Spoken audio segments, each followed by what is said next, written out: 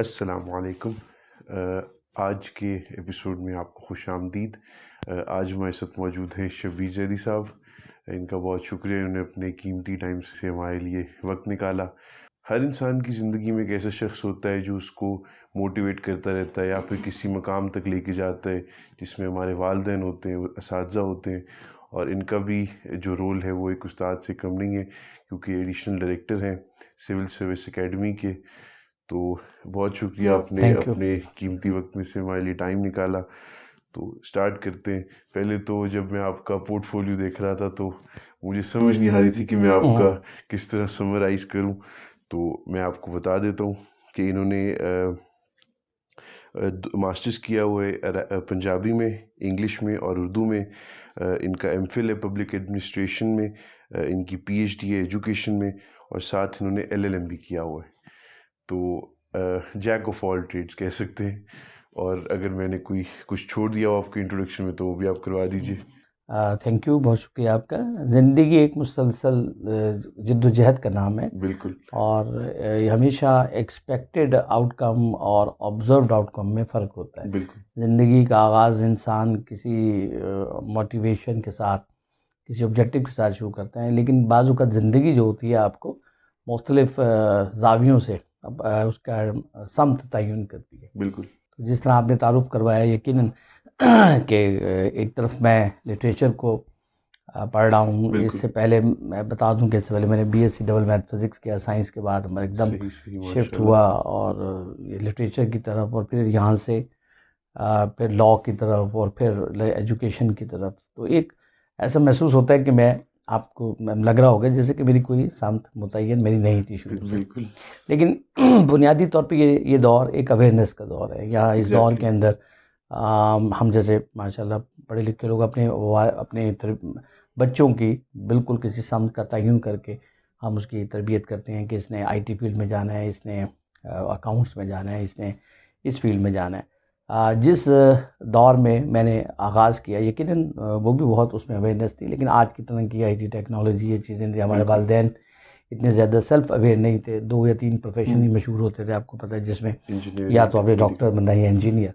लेकिन जब doctor engineer मिलते तो फिर एक डिसअपॉइंटमेंट, मायूसी की एक बहुत बड़ी लहर बिल्कुल होती थी, और कोई ये नहीं पता होता कि आपने किस में जाना। आज तो हम देखते हैं कि आपको मल्टीफेरियस किस्म के बिल्कुल प्रोफेशंस मौजूद हैं। तो यही कुछ इस तरह कहा जा सकता है कि कुछ यकीनन कुछ हमने तयन किया अपनी ज़िंदगी का गोल या टारगेट, बिल्कुल और कि ज़िंदगी ने हमारे खुद ब खुद गोल्स या टारगेट्स मुतय्यन किए। बिल्कुल तो ये बुनियादी तौर पे ये इसी का मिला जुला अमल है कि आज मैं यहाँ मौजूद हूँ। यकीनन इंसान अरूज व ज़वाल की दास्तान होता है, कोई मुकम्मल तौर पर ऐसा सक्सेस नहीं स्टोरी है। नहीं होती। हाँ, बिल्कुल ऐसा ही है। तो मैं तो यही समझूंगा कि ज़िंदगी का सफ़र जो है ना, ज़िंदगी के साथ एंजॉय करते हुए गुजारना चाहिए। कभी किसी और, यकीनन जब आप मुख्तलिफ़ हवालों से जब आप सफ़र कर रहे होते हैं तो आपका एक्सपोजर ज़्यादा होता है। आपको पता चलता है कि ये कहाँ पर दलदल है, कहाँ पर यकीनन एक आपके पास बिल्कुल बना बनाया रोड है, कहाँ पर यकीनन दरिया है, कहाँ पहाड़ है।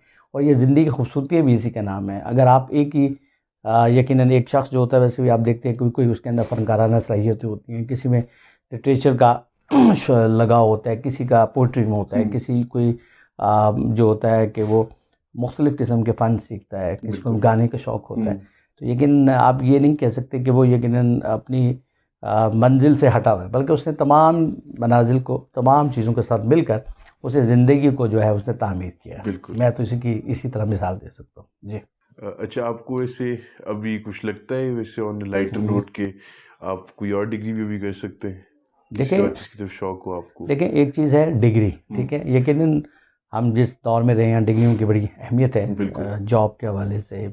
लेकिन हम जब इस्लाम का मुताला करते हैं तो देखते थे कि इल्म की कोई डिग्री नहीं है। और इल्म बिल्कुल तो सही कुरान बात है। रसूल अकरम सल्लल्लाहु अलैहि वसल्लम के हदीस से मुबारक है कि माँ की गोद से कब्र तक इल्म हासिल करें। बिल्कुल डिग्रियों के पैमाने पर अगर आप किसी को नापने लगेंगे तो शायद डिग्रियों के ढेर आप इकट्ठे कर लें, लेकिन इल्म की जो समुंदर है उसमें गोताजन होकर वो जो गौहर नायाब हासिल करना है, उसको लिए हो सकता है आपके लिए बड़ी परेशानी का सबब हो। बिल्कुल तो डिग्रियाँ एक दस्तक होती हैं बुनियादी तौर पे।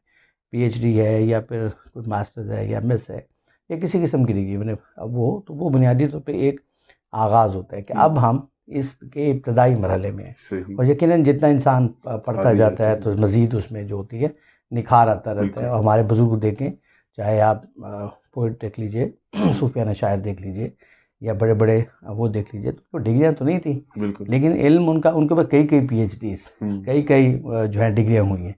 तो मैं तो समझता हूँ ये तो बुनियादी तौर पे हम ये समझ सकते हैं कि आज के दौर के लिए ये जब हमने दस्तक देना है किसी नौकरी के लिए या किसी जगह जाने के लिए, उसके लिए डिग्री उसकी महत्व है। अदरवाइज़ देखा जाए तो इल्म के लिए जो है डिग्री की कोई अहमियत नहीं है। बिल्कुल।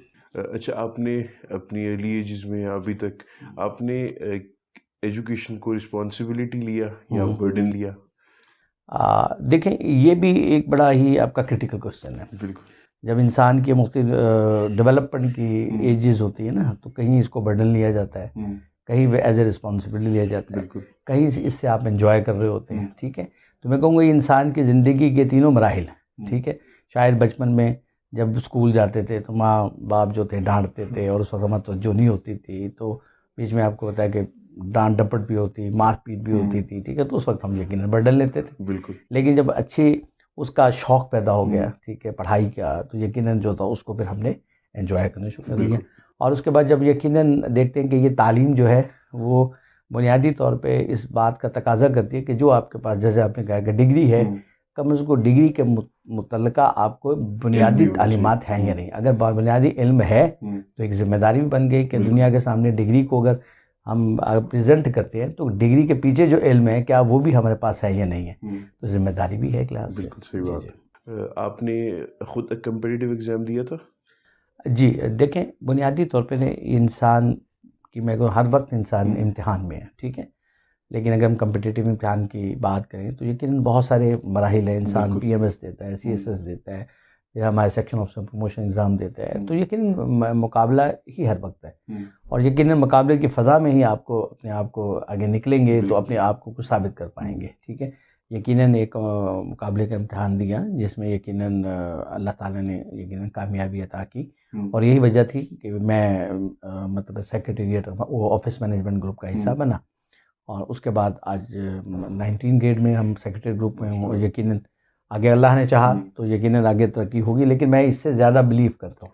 सही। मैं कहता हूँ ये दुनिया के जो है ना बुनियादी तौर पे कि जी आप यानी जॉइंट सेक्रेटरी बन गए, एडिशनल सेक्रेटरी बन गए, सेक्रेटरी बन गए, ये अपनी जगह दुनिया भी इसकी शायद इसकी बिल्कुल कदर कीमत है, लेकिन इससे बड़ी कदर कीमत ये है कि इंसान उस चीज़ का इस्तेहकाक रखे। बिल्कुल। यकीनन अगर वो इस सलाहियत रखता है तो यकीनन उस सलाहियत के अतबार से उसके, ताकि वो पब्लिक के लोगों की को खिदमत करने का सबब बन सके। लेकिन खाली अगर ओहदे ले लेना, ठीक है, या तरक्कियाँ हो जाना, लेकिन तरक्की तो हो जाती है, लेकिन आपने सिर्फ अपनी ज़ात के लिए काम किया या ज़ात से बाहर निकल के जिस पर्पज़ के लिए आपने ये इम्तिहान पास किया, क्या उसके लिए आप तैयार भी थे कि नहीं? क्या उसके लिए बाकायदा तौर पे आपके अंदर कोई ऐसी सलाहियत पैदा हुई है जिससे आवाम की आप खिदमत कर सकें? तो मैं तो इस पर बिलीव करता हूँ कि वट एवर आपके पास कोई भी पोजीशन है, चाहे आप किसी भी इदारे के, चाहे वो क्लास 4 के मुलाजिम हैं, चाहे आप ऑटोमेटिक किसी यानी ग्रेड ऑफिसर्स में हैं या सेक्रेटरी हैं, बाकायदा तौर पे आपने बुनियाद पर अपना जो है रोल अदा करना है। और किस हद तक, और रोल क्या है, हम इनकम टैक्स के ऊपर और आवाम के इनकम टैक्स के ऊपर होते, तो इसमें हमारे लिए ये एक मैं ये समझता हूँ कि बहुत बड़ी हमारी पहचान नहीं, हमारी पहचान ये है कि हम जो उनके पैसे से हमारी तनख्वाहें मिलती हैं, क्या हम बुनियादी तौर पे उसका अपनी आवाम का जो है हक अदा कर भी पा रहे हैं कि नहीं कर रहे। अदरवाइज़ तो फिर हम तो वही कॉलोनियल सिस्टम में है ना, कॉलोनियल सिस्टम का यही दौर है ना कि हम क्या जी, जो गवर्नमेंट मुलाजिम है वो दरअसल जो है वो पब्लिक सर्वेंट नहीं है, उसको सिविल सर्वेंट के मतलब है वो आवाम का खादिम नहीं बल्कि आवाम का हुक्मरान है। तो अगर ये सोच अब बदलनी पड़ेगी, पाकिस्तान को बने 74 ईयर्स हो गए, तो अब सोच को बदलना है। अब हम पब्लिक सर्वेंट हैं, और पब्लिक सर्वेंट का जब तक ये लफ्ज़ अपने वजूद का हिस्सा नहीं बना लेंगे ना, तो यकीनन जो होगा आपके अंदर पब्लिक की सर्विस का जज्बा नहीं पैदा होगा। अच्छा, आपके नज़दीक CSS जो बाकी प्रोफेशनल एग्ज़ाम्स हैं उससे डिफरेंट क्यों है? जी, देखिए, CSS का इम्तिहान नो डाउट कुछ किसी भी मुल्क में, हमारे हमसाया मुल्क में जो है इंडियन सर्विस है, पाकिस्तान के अंदर CSS है, लेकिन देखें पूरे पाकिस्तान से ये बेस्ट ऑफ द बेस्ट जो होते हैं कंपटीशन होता है, जिसमें लोग एक बाकायदा तौर पे एक मैदान में उतरते हैं, मुख्तलिफ सब्जेक्ट्स जो होते हैं उसका वो पेपर देते हैं, और उनमें से आप देखिए कुछ लोग, ठीक है, आप उसके अगर आप तयन करें पूरी पाकिस्तान की आबादी के लिहाज से, फिर एजुकेटेड पीपल के लिहाज से, फिर जो इस इम्तिहान में आते हैं लोग और पास होते हैं, ठीक है, और उसके बाद उनका इंटरव्यू होता है, तो यकीन आप देख सकते हैं कि ये पूरे पाकिस्तान की बेस्ट क्रीम होती है, ठीक है। तो आप ये नहीं कह सकते ये जो है एक CSS का इम्तिहान जो है ये प्रोसीजरल इम्तिहान है। ये देखेंगे ना, ये डिग्री है, ये बाकायदा तौर पर इसके लिए यकीनन आपको सख्त जद्दोजहद करनी पड़ती है, तैयारी करनी पड़ती है, दिन रात जागना पड़ता है, और बाकी तो समर तो अल्लाह के हाथ में है। देखें जी, जब भी कोई भी इम्तिहान में आप उतरे तो इस नीयत से नहीं उतरे कि मैं कामयाब भी हो जाए, नीयत आपकी होनी चाहिए कामयाब होना, लेकिन उसकी जद्दोजहद कोशिश उसका तकाजा। यकीनन हमारे पास CSS का सबसे बड़ा एक फ़ायदा ये है कि पूरे पाकिस्तान से, चाहे वो एक छाबड़ी वाले का बेटा है, चाहे वो किसी फ्यूडल लॉर्ड का बेटा है, चाहे वो इंडस्ट्रीज का बेटा है, उनको सबके लिए इक्वल अपॉर्चुनिटीज़ है, ठीक है। और वो यकीनन एग्ज़ाम देते हैं, और उसके अंदर यकीनन देखें हमारे आम पब्लिक के लोग जो होते हैं वो इसका हिस्सा बनते हैं, और यकीनन आप समझ देखते हैं कि वो पूरे पाकिस्तान की रिप्रेजेंटेशन होती है। तो यकीनन मैं कहूँगा इस दफ़ा ये पाकिस्तान की हिस्ट्री में आप देखेंगे यही तो सबसे बड़ा ट्रांसपेरेंट इम्तिहान है। बाकी तो शायद हो सकता है बहुत से मामलात में कहीं ना कहीं कोई आपको नज़र आए, लेकिन CSS का इम्तिहान जो यकीनन पब्लिक सर्विस कमीशन के थ्रू होता है, ये तो मेरे ख्याल से ये पाकिस्तान के लिए और ख़ुसूस हमारे स्टूडेंट्स के लिए, बगैर हम कहते हैं सिफारिश कल्चर, रिश्वत कल्चर, यहाँ कुछ नहीं है। यहाँ पर आपने डिलीवर करना है, बिल्कुल सही, राइटिंग में डिलीवर करेंगे, फिर इंटरव्यू में करेंगे। यहाँ पर देखिए 3 किस्म, कॉग्निटिव आपकी डेवलपमेंट, कॉग्निटिव टेस्ट होते हैं, फिर आपकी साइकोमोटर है, अफेक्टिव टेस्ट है, सारी चीज़ें होती हैं जिससे पता चलता है कि इंसान की ओवरऑल ग्रूमिंग कैसे हुई है। लेकिन खाली उसको ये कोई ऐसा इम्तिहान नहीं है कि आपका किताबी इम्तिहान दे लिया, बहुत सारी चीज़ें चेक की जाती है। इस करियर में सेल्फ ग्रोथ के अलावा क्या अपॉर्चुनिटीज़ मिलती हैं एक जो बच्चा आता है? लेकिन जब बच्चा CSS कर लेता है ना, तो ओवरऑल देखा जाए CSS के पूरे सिस्टम को समझने की ज़रूरत है। ये CSS के एक्चुअली जो है वो 1500 मार्क्स होते हैं। जब उसे क्वालिफाई कर लेता है उसको मुख्तलिफ 12 ग्रुप्स में एलोकेट किया जाता है, ठीक है। और वो फिर डायरेक्टली उसके बाद इसके 2 आगे ट्रेनिंग के मरहले होते हैं, जिसे हम प्री इंडक्शन ट्रेनिंग कहते हैं, जिसमें हम कहते हैं पहला जो मरहला है जिसे कॉमन ट्रेनिंग प्रोग्राम कहते हैं। बिल्कुल। ये तकरीबन 4 to 6 मंथ वेरी करता है ईयर टू ईयर, और जिसमें तमाम ग्रुप कंबाइंड ट्रेनिंग करते हैं, और इसके 500 मार्क्स होते हैं। और उसके बाद जो अगला मरहला है उसके बाद ये स्पेशलाइज इनके ट्रेनिंग इंस्टीट्यूट्स हैं, जिसमें ये जाते हैं 12 मुख्तलिफ इदारों में। जैसे पुलिस वाले पुलिस एकेडमी में जाएंगे, DMG वाले भी पैस वाले जो होंगे हमारे पैस की सर्विस एकेडमी के अंडर ही पैस एकेडमी उसमें जाएंगे। इसके अलावा कस्टम वाले कराची में जाएंगे, फॉरेन सर्विस अकेडमी में जाएंगे, OMG वाले सेक्रेटरी ट्रेनिंग इंस्टीट्यूट में जाएंगे, कॉमर्स ट्रेडर में उनके अपने इदारे में। तो इस तरह के अपने इदारों में जाकर किसी की मुख्तलिफ लेंथ ऑफ सर्विस है, किसी की 6 महीने, किसी की 1 साल है, तो तकरीबन उसके भी 600 मार्क्स होते हैं। उसके बाद जब ये दोनों ये ट्रेनिंग्स कर लेते हैं तो फिर ये दोबारा फिर होते हैं FPOE के लिए, वो फिर पब्लिक सर्विस कमीशन लेता है, उसके 1000 मार्क्स होते हैं। तो इस तरह हम डिवाइड करें तो तकरीबन 1500 पहले, और ट्रेनिंग के आप लगा लीजिए 1100, और फिर आप देख लीजिए पोस्ट, तो 3600 मार्क्स हैं। और ये सब मरहले उनको पूरी तरह करना, और इसमें तकरीबन आप अंदाज़ा लगा लीजिए तकरीबन ये 2-2.5 साल का मरहला लगता है। जिसको बोलते हैं कितना रिग्रेस प्रोग्राम है। ऐसा नहीं है कि भाई CSS कर गया तो आप उसको डायरेक्ट असिस्टेंट कमीशन की सीट पे बिठा देंगे, सेक्शन ऑफिसर की सीट पे बिठाएंगे, या एज ए कस्टम ऑफिसर, नहीं, पूरा। और उसके बाद क्या है, उसके बाकायदा तौर पर फिर इनकी यूटीशिप्स होती हैं, जिसमें बाकायदा तौर पर अंडर ट्रेनिंग ऑफिसर इनको लगाया जाता है, और फिर जाके इनकी कहीं पर प्रोबेशन टर्मिनेट होता है। तो यकीनन सेल्फ ग्रोथ की इस तरह अगर हम बात करें तो यकीनन एक कैरियर है, ये कैरियर जॉब है। आप देखें 17 से आगाज़ है, और फिर यकीनन 18 है, 19 है, 20 है, 21 है, 22 है। यकीनन ये डिपेंड करता है, आखिरी आपको बताया कुछ 22 होती है, लेकिन जैसे जैसे ऊपर जाते रहते हैं वो आपको फनल की तरह है, वो कुछ उनकी देखते देखते यकीनन 18 तक पहुँचेगा, कुछ 19 तक, 20 में कुछ नहीं जाते, ठीक है, वो 19 में ही रिटायर हो जाते हैं, कुछ 20 में जाते हैं, कुछ 21 में जाते हैं, क्योंकि सीटें 22 की तो कम होती हैं। तो इसलिए प्रोग्रेशन इक्वल अपॉर्चुनिटी है सबके लिए, और उसकी बेसिस पे, उनकी परफॉर्मेंस की बेस पे, उनकी ट्रेनिंग्स की बेस पे, फिर अगर आप जाएंगे तो 18 से अगर 19 जाना होगा तो उनकी एक और ट्रेनिंग आ जाती है, मिड कैरियर मैनेजमेंट कोर्स कहते हैं, फिर सीनियर मैनेजमेंट कोर्स है, फिर नेशनल मैनेजमेंट कोर्स है। तो यकीन ऐसा है कि यही सर्विस में हर किस्म की ट्रेनिंग्स भी हैं, और उसको फिर प्रोग्रेशन, मुख्तलिफ किस्म की पोस्टिंग ट्रांसफ़र के हवाले से भी आपको वैरायटी ऑफ एक्सपीरियंस मिलता है। ऐसा नहीं है कि आप डिपार्टमेंट में बैठे हैं, आप मुख्तलिफ डिपार्टमेंट्स में जाते हैं, ग्रोथ इस तरह भी है, ठीक है, आपकी वर्टिकल ग्रोथ भी है, आपकी हॉरिजॉन्टल ग्रोथ भी है। तो यकीन आप समझ सकते हैं कि ये पूरी सिविल सर्विस जो है इस तरह है कि एक शख्स जो होता है और बाकायदा master of all trades, jack of all trades. Jack of all trades, तो जैक ऑफ ऑल ट्रेड्स वाली सिचुएशन होती है। वो अलग बात है कि हमारी सिविल सर्विस रिफॉर्म्स हो रही हैं, तो हम कोशिश कर रहे हैं कि इसको स्पेशलाइज किया जाए, लेकिन कुछ फेडरेशन के तकाजे होते हैं, कुछ अभी वो चीज़ें टेक केयर हो रही हैं, क्योंकि हम लोग इक्वल एजुकेशन सिस्टम हर जगह नहीं है।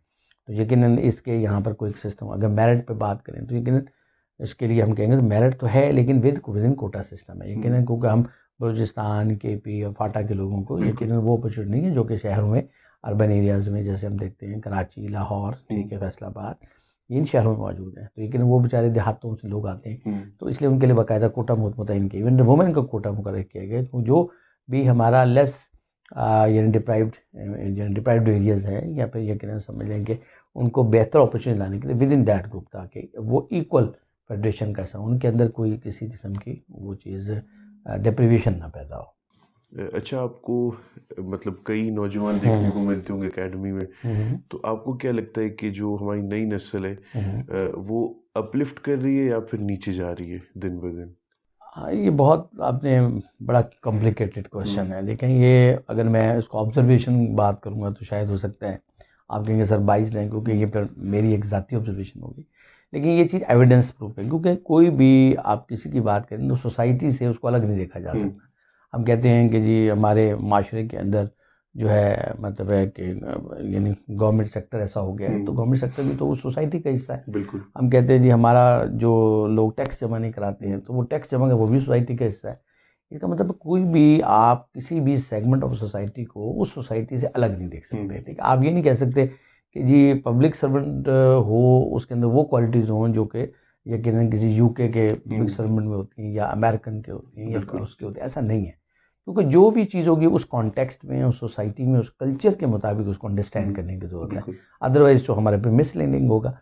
एक चीज़ है यकीनन, देखें पिछले 20-25 ईयर्स में ना टेक्नोलॉजी ने बहुत तरक्की की है। ठीक है, अब शायद मैंने 2012 में फर्स्ट टाइम लैपटॉप को हाथ लगाया था, यानी हाथ लगाने से आप समझ सकते हैं कि मैं तो खौफज़दा था। ठीक है, और यकीनन करना पड़ा क्योंकि पेमेंट के मैंने अब, लेकिन क्योंकि मैंने उसके बाद फिर MS गया, MS किया बाहर, और दूसरे अब मैं यकीनन खुद टाइप भी कर लेता हूँ चीज़ें।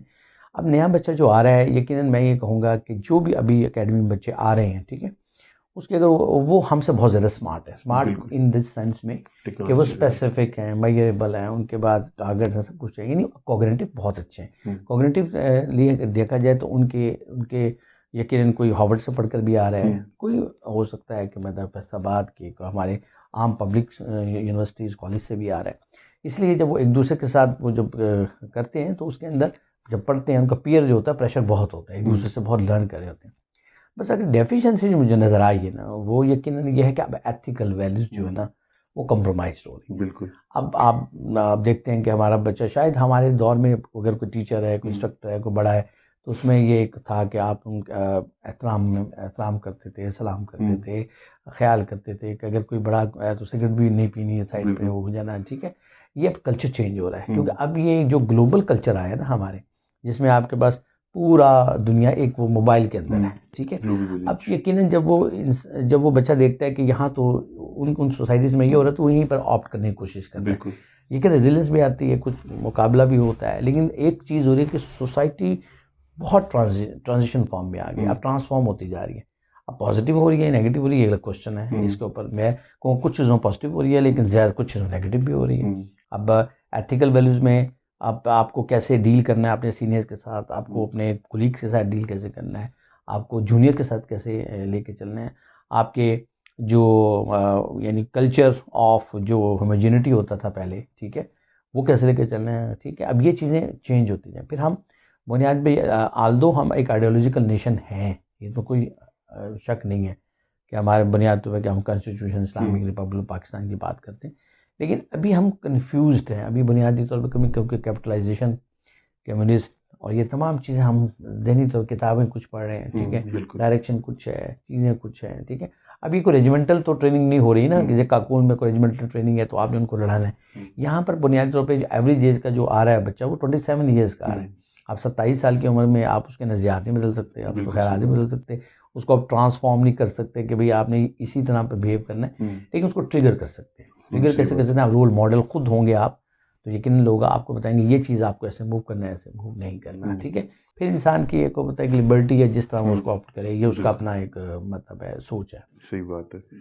अच्छा, अगर देखा जाए तो जो सीएसएस में पास और फेल का रेशियो उसमें बहुत डिफरेंस है, तो आपके नज़दीकी क्यों है इसकी, जब ब्रीफली अपना वो दीजिए। देखिए जी, ये है क्वालिटी ऑफ एजुकेशन। हम क्वालिटी की बात करते हैं ना। देखिए हम लोग डिग्री याफ्ता हैं, ठीक है, ये तो बात है कि डिग्री बेस्ड वाला है, लेकिन उस डिग्री के बुनियाद पे हम क्लेम नहीं कर सकते कि हम इल्म भी रखते हैं, ठीक है ना। मैंने एमएस मास्टर्स पास करना तो मैं उस सब्जेक्ट के एक्सपर्ट हूँ ना। आपसे कोई सवाल पूछा जाए उस सब्जेक्ट को तो आता हूँ, लेकिन बात ये है कि ये यूनिवर्सिटीज़ के देख लीजिए सिर्फ डिग्रियाँ हैं। अब अगर हम कहते हैं, मैं ये कहता हूँ कि अगर हार्वर्ड की डिग्री भी है आपके पास, और ये दूसरे साइड पे हम आप डिस्टेंस एजुकेशन के ओपन यूनिवर्सिटी की डिग्री, फ़र्क कोई नहीं है। सिर्फ फ़र्क ये है कि आप उसको किस तरह आप उसको प्रेजेंट करते हैं। आपसे क्वेश्चन जब जी, मैं अपने उसमें देखूँ सर्कल में तो काफ़ी मतलब मेरे साथ के लोग हैं जो कहते हैं कि हम फॉर्मेलिटी के लिए कर रहे हैं डिग्री। हाँ, देखा ना, ये तो लेकिन डिग्री अगर आप फॉर्मेलिटी के लिए कर रहे हैं ना, तो उसका मतलब आपने उसको यूज़ ही नहीं करना, बिल्कुल सही बात ना जॉब पर्पस के लिए यूज़ करना है, सिर्फ अपने एक तमगे लगा लेने के लिए डिग्री। हाँ, तो ये मेरे ख्याल से ऐसी डिग्री का कोई आपको फ़ायदा नहीं है, सिवाय ऐसे कि आप शायद आप एक मतलब फ्रेम में लटका लें, ठीक है। और आप अब तो नई स्टडी है ये, उन्होंने कहा जी, इवन हार्वर्ड की स्टडी है, उन्होंने कहा कि अगर आप कोई इवन पीएचडी करते हैं, आपकी डिग्री का नॉलेज जो होता है ना 5 साल के बाद रिडंडेंट हो जाता है, कि दुनिया इतनी तेज चेंज हो रही है। पहले जो आता था ना, एक हमने पीएचडी किया वो 50-50 साल वही इल्म चलाता था। अब तो 5 साल में पूरा नॉलेज की पूरी बॉडी चेंज हो जाती है। आप कहते हैं ना कि आप पीएचडी मैंने किया है, पीएचडी एक बड़े एक एरिया में से एक छोटे से डॉट पे उसने काम किया, लेकिन 5 साल में तो थ्योरी बदल गई, चेंजेस आ गई, तो वो तो कंटिन्यूसली अपने आप को अटैच रखेगा तो अपने आप को डिफाइन कर पाएगा, वरना अदरवाइज तो वो ख्वाहिश हो जाएगा। जी। अच्छा, मेरी टैगलाइन जो है वो डिज़ायर टू इंस्पायर। अच्छा, कीपिंग दैट इन माइंड और यूथ को सामने रखते हुए, और क्योंकि आपके सामने काफ़ी एस्पायरेंट्स आते हैं जो कि मतलब एक नई सोच के साथ आते हैं कुछ एग्ज़ाम देने, तो छोटा सा पैगाम आप यूथ को क्या देना चाहेंगे? देखिए, लाइफ के अंदर कोई शॉर्टकट नहीं है। सबसे पहले इम्पॉर्टेंट ये है कि जो आपने अपना मंजिल, अपना ऑब्जेक्ट गेन करना है ना, उसके लिए सबसे इम्पॉर्टेंट ये है कि अपने आप को भी उसके लिए तैयार कीजिए। सिंपल सी बात है, आपने अगर दरिया में आप कश्ती चलाना आपको आती है, और पानी और जितना उसकी गहराई है उसको सही मेजर करके आप उसको जांच कर और कश्ती को प्रॉपरली चलाकर आपको स्किल मौजूद है, आपके पास उसका नॉलेज मौजूद है, और आपके अंदर एटीट्यूड है कंसिस्टेंटली काम करने का, तो मेरे ख्याल से कोई भी आपका ऑब्जेक्टिव हो वो ऐसा नहीं हो सकता कि आपको अचीव ना हो। अदरवाइज़ क्या होगा, जिस तरह आपको अगर कश्ती के चलानी नहीं आती तो कश्ती डूब जाएगी, ठीक है। अगर आप कश्ती के चप्पू नहीं चलाएंगे, ठीक है, स्किल नहीं है, फिर भी डूब जाएगी। लेकिन आपको जब भी इस अपने किसी ऑब्जेक्टिव के लिए काम करना है तो बड़ी मेहनत के साथ, ऐसा नहीं है कि कोई आपको एक ये इस पर किसी पर डिपेंडेंट होना छोड़ दें कि कोई आएगा और आने के बाद आपको इस किनारे से दूसरे किनारे ले जाएगा। आपने खुद मेहनत करनी है। बस मेरा तो यही मैसेज होगा आप सबके लिए। उम्मीद है कि आपको ये एक नॉलेजेबल गुफ्तगू पसंद आई होगी। उम्मीद है कि आपको ये एपिसोड पसंद आया होगा। इस कोविड की सूरत हाल में अपना ख्याल रखिए, घर वालों का ख्याल रखिए, मास्क का यूज़ कीजिए, सैनिटाइज़र का भी इस्तेमाल कीजिए। तो इंशाल्लाह मिलते हैं अगले मंडे पे। अल्लाह हाफिज़।